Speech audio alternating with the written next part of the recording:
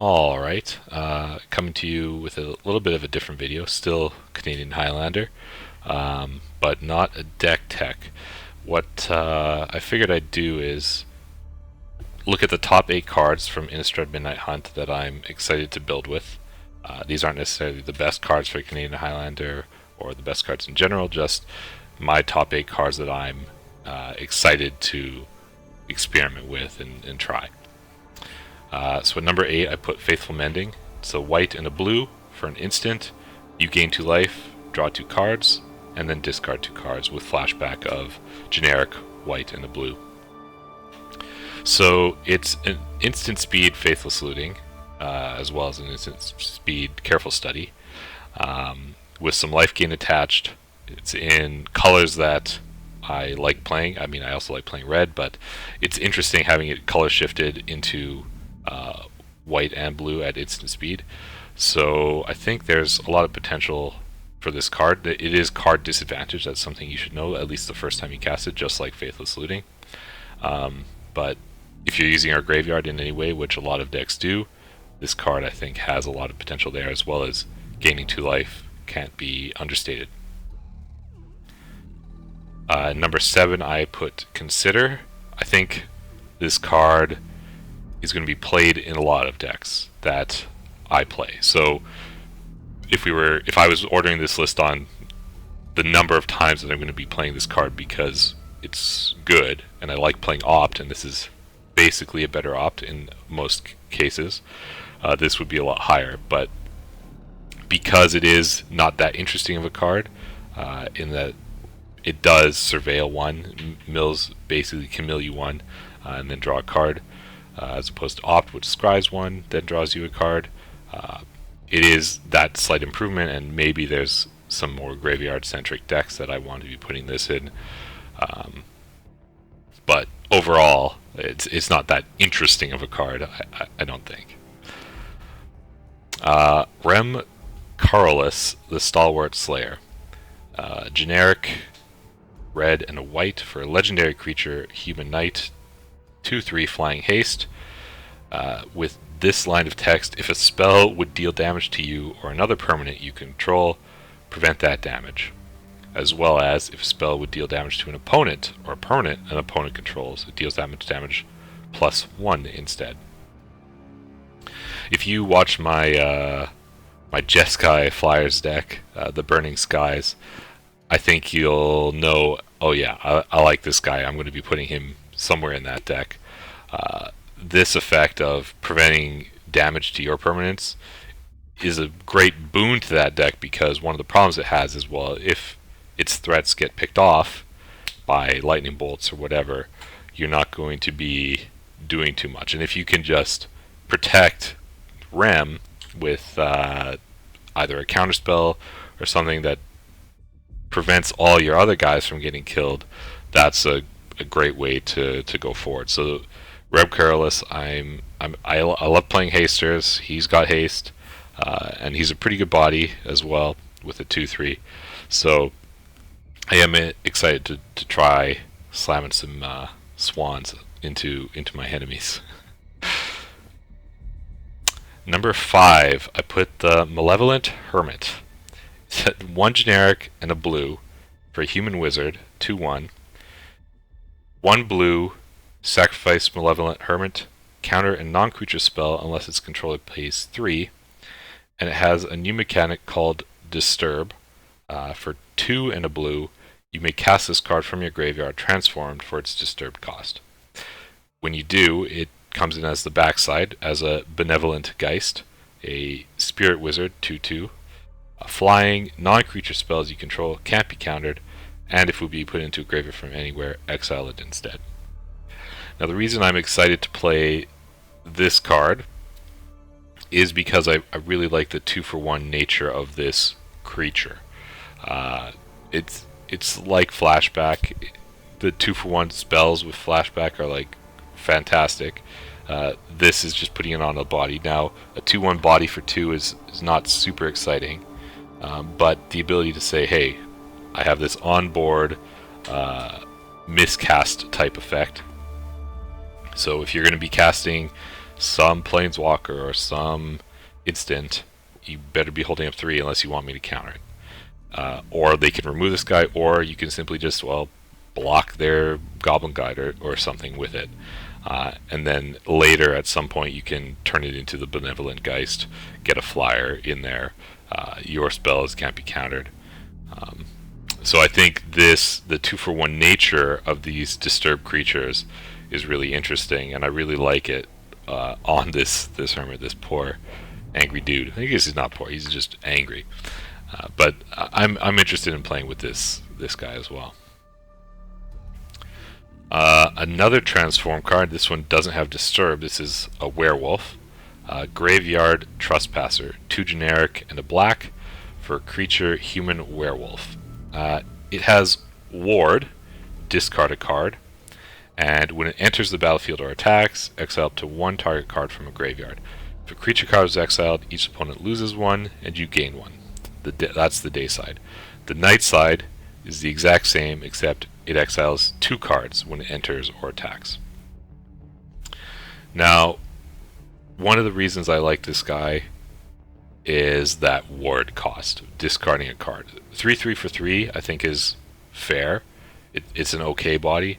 4/4 for 3 if it's night I think is pretty good, especially with that trigger of draining the life, as well as controlling the graveyard. So there's a deck that I'm working on building that uses the kind of the ward mechanics, right? If you get them hellbound and your opponent draws the lightning bolt, well, they can't point it at the Trespasser or any of the other ward guys because it's just going to get countered. Which allows you to put auras on or something with more safety. And that's one of the reasons why I like this type of creature. I'm curious to see how the day and night actually plays out, but I guess we'll have to see for that. Otherwise, I do think, yeah, this creature is pretty interesting, and I might be putting it somewhere soon. Number 3, I have Poppet Stitcher. 2 generic and a blue for a human wizard, 2/3. Whenever you cast an instant or sorcery spell, create a 2/2 black zombie creature token with Decayed. Decayed means it can't block, and after it attacks, you sacrifice it at the end of combat. And at the beginning of your upkeep, if you control 3 or more creature tokens, you may transform the Poppet Stitcher. When you transform it, it transforms into Poppet Factory, an artifact. Creature tokens you control lose all abilities and have base power and toughness 3/3. At the beginning of your upkeep, you may transform it back into the Poppet Stitcher. So there is a deck that I've been fiddling around with, which is Mardu Pyromancer deck. The reason I'm excited about Poppet Stitcher is it lets me change it to either a Grixis or maybe an Esper deck. I don't really want to go 4 colors just because that's not my jam, but one of those colors getting all the instants and sorceries that blue has, I think really powers up that deck.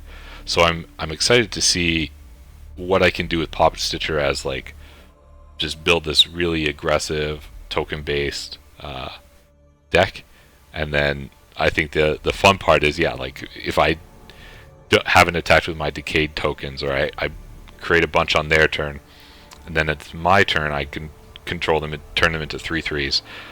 That's a lot more power, and they're sticking around. They aren't getting sacrificed. So I think Poppet Stitcher has an interesting spot there. Smouldering Egg. So this is similar. It would probably go into that Mardu Pyromancer deck I'm talking about, where it cares about you casting instants and sorcery spells. So let's just read it quick. Smouldering Egg, 1 generic and a red for a Dragon Egg, 0/4 defender.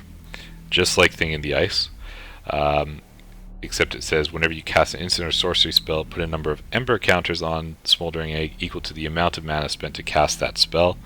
Then if Smouldering Egg has 7 or more Ember counters on it, remove them and transform Smouldering Egg.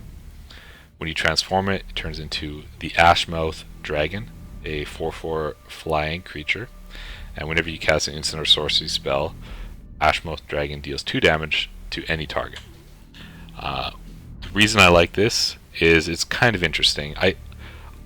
I'll be honest, I haven't tracked how much mana I typically spend to flip a thing in the ice. I just know it's 4 spells.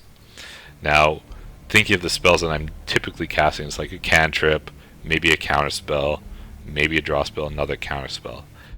That probably is 6 mana, maybe 7 mana. The downside being, if I cast a Force of Will, it will trigger the thing in the ice. It won't. If I cast the alternate cost, paying 1 life and discarding a card, or exiling a blue card, that won't trigger because I haven't spent any mana. As well as delve spells, it doesn't count that you delving the cards away as mana spent. So it's interesting to see where this fits. I think the upside being, well, if I just cast 1 large spell, say I just hard cast Dig Through Time, that's the 7 I need, flip it, and then I get to cast a bunch of small spells off of it. So I've kept all these cards in hand, and now I can just start shooting everything down. I think that's one of the reasons that I'm interested in testing out this Smouldering Egg, seeing where it fits. Now, before I get to my top card, I don't know if you guys want to guess what it might be based on either my previous videos or not, but if you want to, you can put your guess in the comments below. Other than that, I'll move on to it right now.